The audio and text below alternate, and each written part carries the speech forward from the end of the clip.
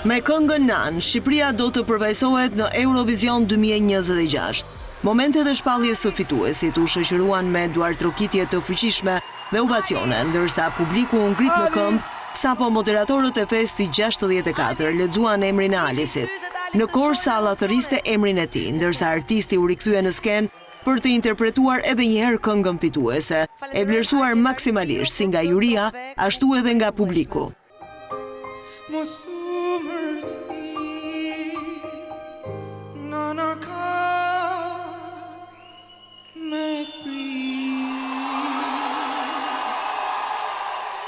Mes emocionesh dhe lotësh, Alis u shpreh se shpresoj ta kem bërë krenare në nëntime. Mund të them thjesht që shpresoj ta kem bë, se un kam fol për nanën, shpresoj ta kem bë nanën tëme krenare. Do ta bësh akoma më shumë kur të përfaqësosh Shqipërinë atje në Eurovision. Faleminderit. Do bëj maksimumin tim, nuk di çfarë. Do jap nuk e di, do jap çdo gjë. Do jap shpirtin. Nga vendi i tretë në vendin e parë.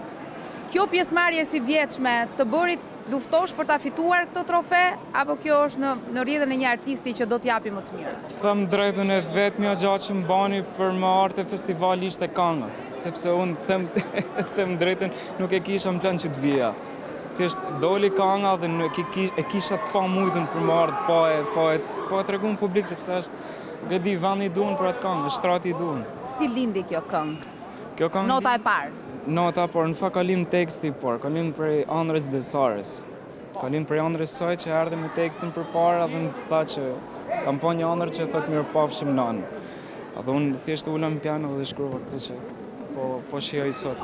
Performanca e Alis Kallaçit u vlerësua për potencën e jashtëzakonshme vokale, interpretimin e sinqert dhe mesazhin universal të dashurisë. Kënga Nan arriti të prek publiku në mënyrë të veçantë, duke kthyer finalen e Festi 64 në një moment të paharrueshëm, të shoqëruar me duartrokitje të gjata dhe emocione të vërteta.